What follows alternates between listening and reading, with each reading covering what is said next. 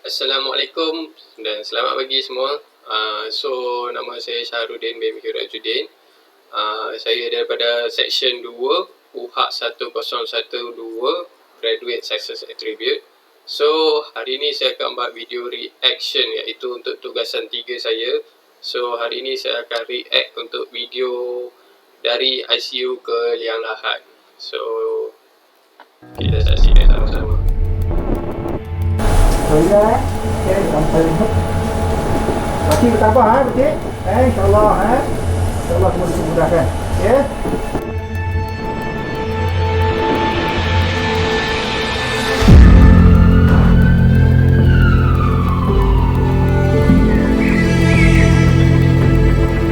Mereka berjalankan ujian ini, kita dapat mengesan mereka dengan lebih awal sebelum mereka menyebarkan lagi virus itu kepada populasi lain. So yang first tadi tu dia orang tunjuk bagaimana dia orang rawat pesakit COVID-19.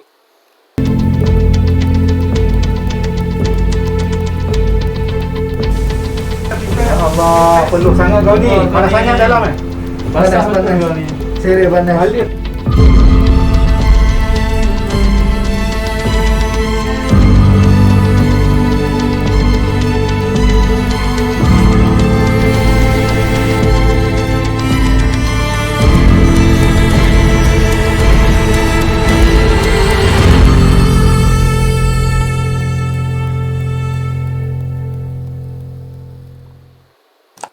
Susulan kejayaan mini dokumentari Kita Mesti Menang yang mengenengahkan pengorbanan petugas barisan hadapan Hospital Kuala Lumpur baru-baru ini, Malaysia Gazette kini membawakan anda laporan khas tulang belakang yang bekerja di sebalik tabir menguruskan wabak COVID-19. Menurut Pegawai Sains Mikrobiologi Perubatan Jabatan Patologi HKL, Nur Hazmi Rosman, pasukannya juga bersengkang mata untuk menjalankan ujian makmal sebelum seseorang itu disahkan positif atau negatif COVID-19. Sama seperti frontliner yang lain, yang paling terasa ialah apabila sampel yang diterima banyak, jadi kami terpaksa bekerja daripada waktu pejabat hingga kepada 3 shift. Jadi pada masa itu memang terasa penat jugalah sebab nak memastikan semuanya berada dalam keadaan baik, ujian perlu dijalankan pada masanya. Jadi penat tu lama-lama akan terasa jugalah.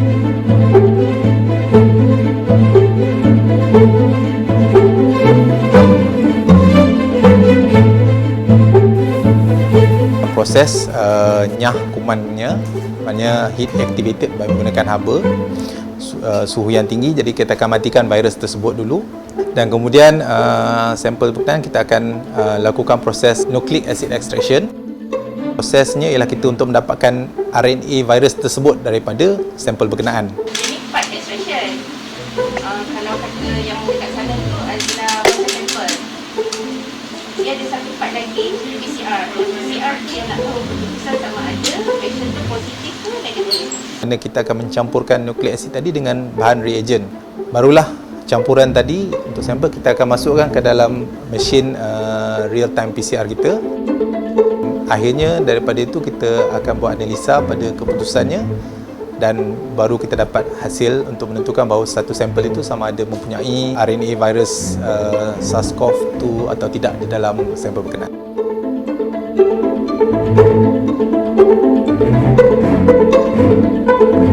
Bertugas sebagai pakar perunding intensivis di wad ICU dan mempunyai pengalaman lebih 20 tahun dalam bidang perubatan, melihat kematian seseorang pesakit bukanlah perkara baru buat Dr. Ismail Tan.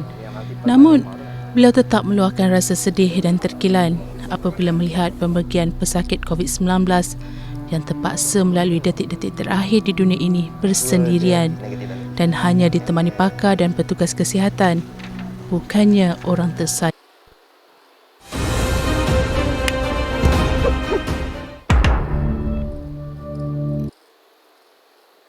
Yang lambungnya panas.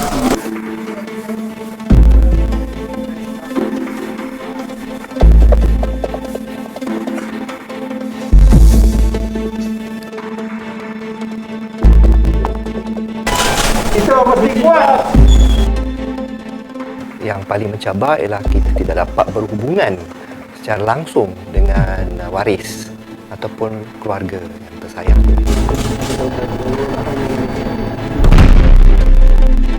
Setiap pesakit COVID yang masuk ke ICU, kita akan update family member setiap hari, melakukan video call untuk waris pesakit supaya mereka dapat sekurang-kurangnya berhubungan dengan ahli keluarga ketika berada di ICU. Puan Mariam, suami Puan Mariam sekarang Cik Kamal berada dalam karantina, pernafasan dia makin teruk. Okey, kita terpaksa masukkan tube untuk mengelakkan daripada keadaannya makin teruk. Cik Kamal, ini isteri saya telefon. Okey? Bukan untuk yang baik-baik ni. Okey? Alright, kita baca kita. Mohon. Tak boleh sikit. Jangan sikit.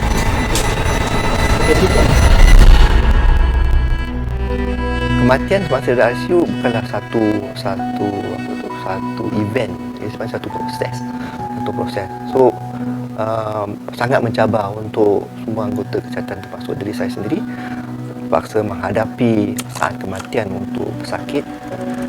Bila kita terpaksa telefon waris mengatakan yang pesakit yang telah meninggal dunia ataupun akan meninggal dunia, mereka akan tanya kita boleh datang, boleh tengok. Ada yang menangis, meraung dalam phone tu, dan kita tahu kita tak boleh benarkan dia datang. So itu satu saat yang luar biasa. So ada juga beberapa pesakit yang tiba-tiba jantung berhenti, segalanya ya, jantung berhenti dan kita terpaksa buat CPR. Lepas tu baru kita telefon beritahu patient dah tak ada.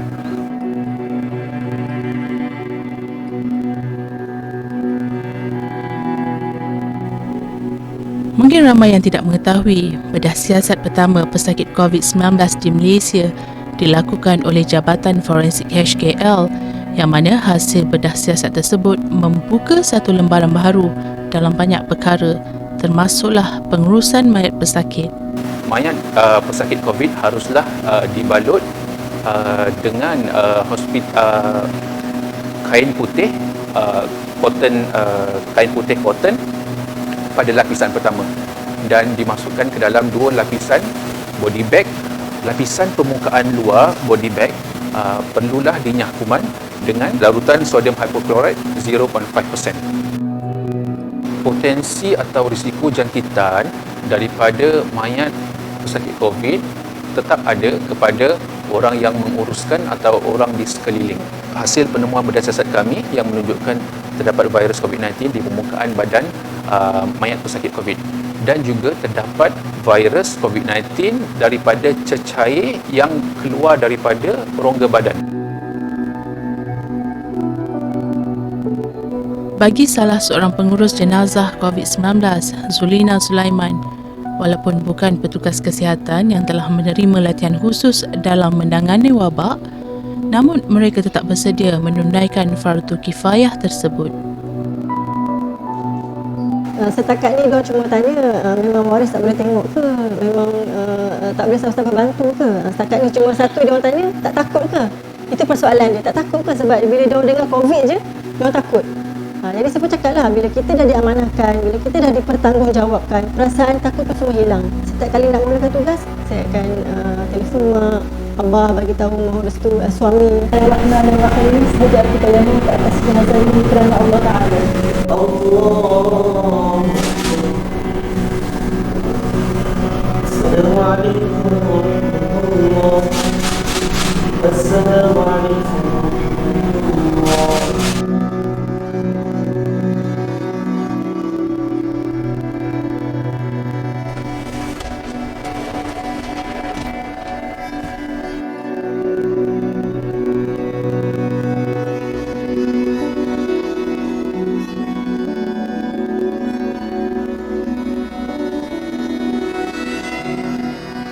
Apabila jenazah tiba di sini, di mana pasukan saya akan memakai suit PPE yang dikendalikan dan ditaklimatkan oleh pejabat kesihatan daerah, di mana kami akan memakai suit itu berpandukan apa yang diterangkan oleh pejabat kesihatan daerah tersebut. Jadi di atas nasihat daripada pihak KKM dan juga pejabat kesihatan daerah, kita diminta untuk tidak mengadakan talqin, hanya bacaan doa saja.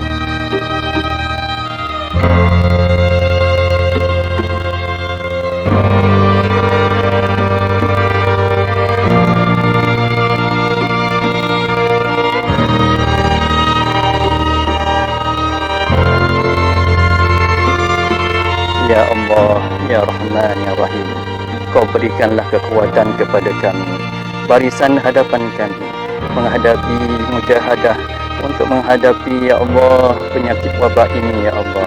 Oleh itu, Ya Allah, Kau jagalah kami, Ya Allah. Kau peliharalah kesihatan kami, Ya Allah. Jika ada di antara kami yang sakit, Engkau sembuhkanlah. Jika di antara kami ini ada yang telah pergi menemuimu, Ya Allah, Kau rahmatilah mereka, Ya Allah.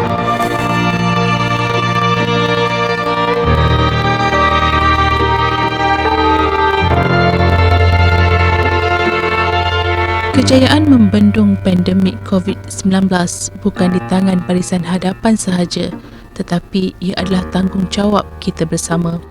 Lengkung yang semakin melandai bukan bermakna kita sudah bebas daripada wabak, kerana peperangan ini masih panjang dan belum tahu akhirannya. Namun hasil kerjasama semua pihak, terutamanya rakyat, mampu menamatkan peperangan ini dengan kejayaan milik kita. We fight COVID-19. Stay safe. Bantu kami untuk bantu anda.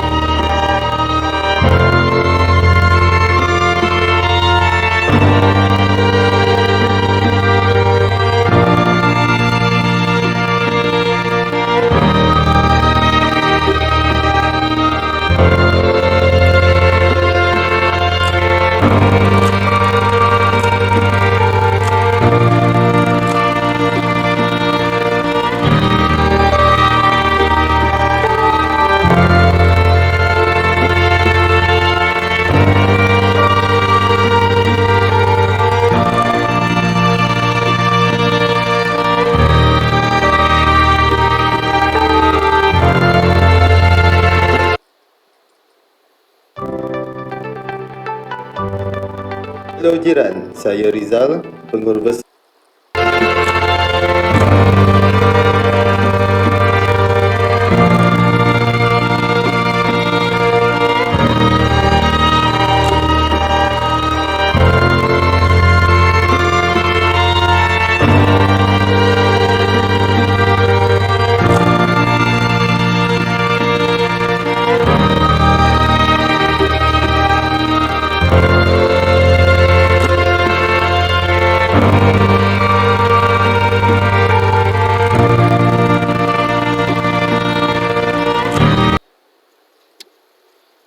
So, first of all, saya nak berterima kasih pada semua frontliners yang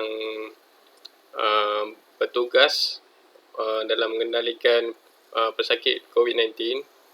So, yang macam kita boleh tengok dalam video ni, bukan mudah untuk jadi frontliners.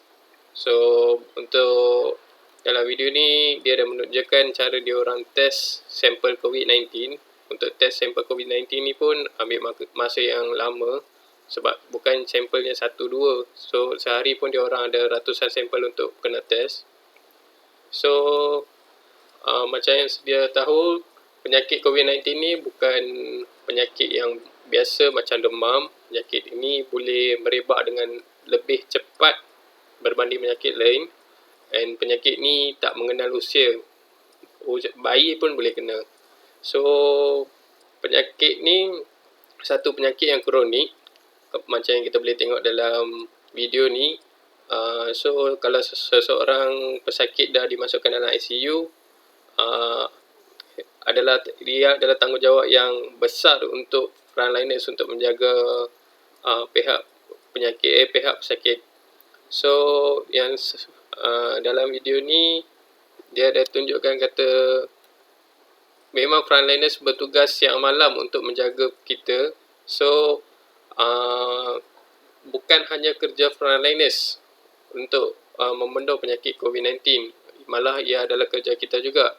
So, kita sebagai rakyat Malaysia, kita boleh membantu frontliners untuk membendung penyakit COVID-19 dengan mengikuti SOP yang ditetapkan oleh kerajaan Malaysia. Macam kalau kita tiada urusan penting di luar, kita tak perlu keluar daripada rumah, kita boleh stay at home.